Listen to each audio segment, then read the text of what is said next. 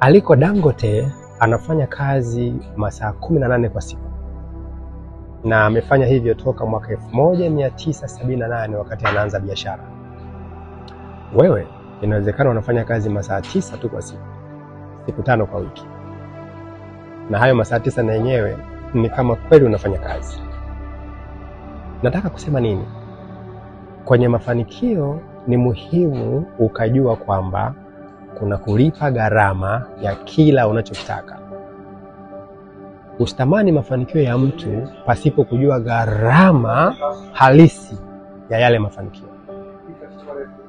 Ujiulize, mtu kama Mohamed Dewji ambaye amekuta utajiri wa familia na sasa ameweza kuubeba huo utajiri kwa nguvu zake na juhudi zake kubwa, umefika $2.2 billion, karibia trilioni 5 za Kitanzania.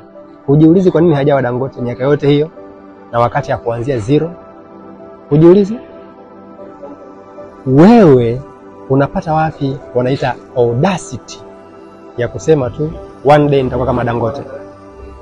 Sasa siko hapa kukwambia huwezi, siko hapa kukwambia usiseme, niko hapa kukusaidia kujua kwamba kila aina ya mafanikio ama level ya mafanikio kifedha unayoitaka ina gharama nyuma yake.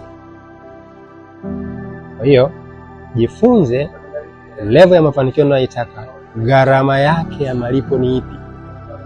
Then chagua level ya mafanikio ambayo gharama yake unaweza kuilipa.